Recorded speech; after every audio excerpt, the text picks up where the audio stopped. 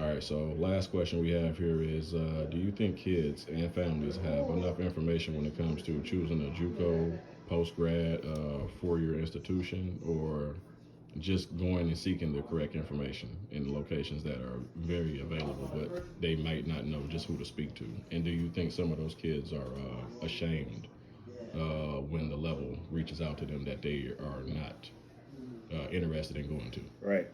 I think it's a huge gap as far as what's available and what they should know versus what they do know. Most kids don't even know how to get a scholarship. Mm-hmm. Right. If you ask most kids at the camp or the basketball team what gets a scholarship, they're gonna say buckets. Mm-hmm. Well, if ECC already has a scorer, they don't need a buckets. They need a rebounder. Right. They need a they need a defender. They need somebody who's a floor leader. They need someone who hustles. They need somebody to come off the bench and just lock up the other team's score. Mm-hmm. Do you even know what your school needs? Yeah. Right? Coastal Carolina had the number 4 3-point shooter in the nation. They don't need Phil Wallace as a 3-point person. They need somebody who can create off the drive to get Jack Leisure a shot and get rebounds and get to the bucket if they have a mismatch. Cool. What have I asked my coach? What are you guys missing? What's a key piece to your program that you're missing, coach? I'd like to fill that for you. Are you showing that? Do you have a stat line? The reason why people debate LeBron James is one of the greatest players is because his stat line is not just points. Points, rebounds, assists, what he does for the total aspect of the game. Right. Do you change that game in multiple facets? Or are you just a streaky 3-point shooter? When you on, you good, and then you not, Right. you're irrelevant. Exactly. Do you know the major that you're trying to pursue as a sophomore, as a freshman, as a junior? That's cool that these schools are talking to you. Do they have what you're looking for? That'll help you filter and that'll eliminate a lot of distractions in the process. Right. Okay, what's the graduation rate at this school? What's the GPA for the teams in the school? Are the study halls mandatory at the school? It may seem like a lot, but if it's going to make sure that you are eligible so that you actually get the scholarship that you want to, I'm glad that make sure that this program makes sure that I'm at study table X amount of times a week. Or if we're going to away games, do you ask the question, hey, do we get laptops available if we're on the road? Do you know that? Do you know how many kids from this program get to play at the next level versus them just making you a whole bunch of promises that nobody gets to go anywhere? Right. Have you asked those questions? And I don't feel that a lot of people don't. I feel that for whatever reason, it's D1 is the only answer for a lot of these kids. Right. And everything else is just kind of second fiddle. And if I do get this, I feel I don't have to work as hard because it wasn't Coach K that offered me. Exactly. Do you understand that there are so many players, Division II, Division III, came from JUCO, who went either to the league or to Division I or to play overseas? Right. Because I'd rather play for a D3 that runs like a D1 that's going to play for a national championship, that I'm going to be a key reason to why they won the national championship. If I'm trying to play overseas, do you think that path to go overseas is there? Or do you think being off the bench or on the bench, nobody knows you, but you went to camp, but no one knows who you are, Right. and then that's the guy who's going to go overseas all of a sudden? No. Exactly. That person's going to an internship, and this person's going to play overseas. Local kid, Prairie Ridge, went to Olivet Nazarene, had a great career there, ended up playing in Germany for at least 10 years.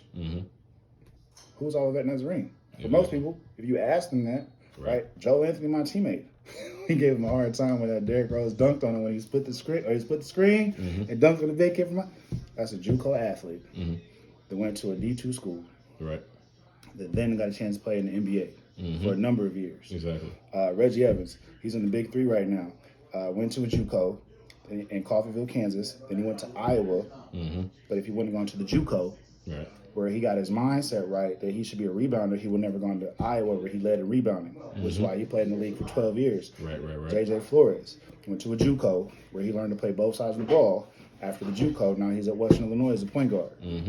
Right? But if it wasn't for this step, or 3 or 2 or whatever the case may be, just like we talked about for the AAU programs, playing for this or having this jersey but not getting no playing time sounds cool.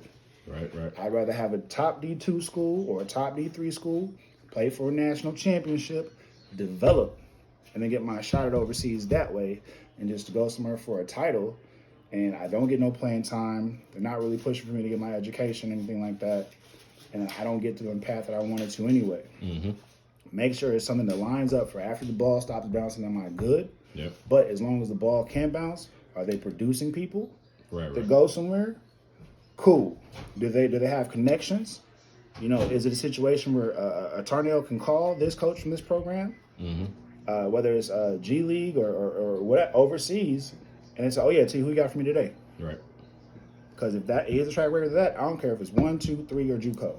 That's what I need to rock with. The person has my best interest. So I think there's the multiple facets that these kids and these parents need to understand versus just chasing this high-level jersey and not getting all the other stuff. Right. And then at the same time, make sure your maturity and your work ethic is that level that you want the jersey of. Right. Otherwise, you're going to get there and you're going to be right back local. Exactly. So Guys go someplace and end up back home in 3 months a lot of the time, and it never gets talked about. never gets talked about. But what was it? Well, all the stuff that was cool at this level, the people that slide at this level, they don't tolerate it at this level. We've had multiple times where we've had conversation with coaches, and when they looked at either their social media, go back to that question, or just their work ethic, this person's not mature enough for here. And I've heard that at JUCO, I've heard that at D3, 2 and 1. Yep. Had D1 teammates who got sent home. God, like, show the class, put the work in. Right. So, I mean, you got to make sure that you're putting the work to get to where you're trying to go. But at the same time, I would not just chase only Division I guys. If you look at people who are playing overseas, it's not all Dukes and UConns. Right. There's a lot of other teams that you may not recognize, and it's highly skilled, or kids who got into a program with a great atmosphere. Right. That's another thing the kids don't look at. What's the atmosphere like at practice? Is it competitive? Exactly. Are we just joking around and no one's getting better? Or is every day of practice a battle, and by the time I finish 4 years here, I'm so much better because I had to work every day versus everything being handed to me? Right. They don't even consider that. No. Oh, I just want to go somewhere and be the man. All right, then you're not going to work as hard. And time compounding moving forward, if your effort's only like this versus this, your trajectory is only like this. Exactly. Versus here. And everybody's coming there to try to be the man, but at the same time, at D1, everybody was the man where they coming from. They're not, trying to bring in any scrubs. That's not part of the game. Right. But I mean, but at the same time, bro, like if you are at a D2 and you get put on them D1 schedules, you get something to prove. Yeah, I'm who you passed over, bet it's going to be one. Exactly. At the same time, you get to those programs who have been in championships or Final Fours or Elite Eights for whatever caliber team they are locked in, focused. We're not losing the first round of the tournament this year. When we get into this weight room, be serious. I don't care, freshman, whatever. I don't care where you thought you were. You're going to put this work in. You're going to get locked in. Like, that's what you're looking for. Right. I love the fact that the seniors that I had at Coastal, that's what they were. We are locked in for this time in the. Oh, okay, cool. Right. And I knew that every day I was going to get better. So that's some of the intangibles and the extra things to look for. Not just is it 1, 2, or 3. Nah, do they have an opportunity to open doors for where I'm trying to go to next? For sure.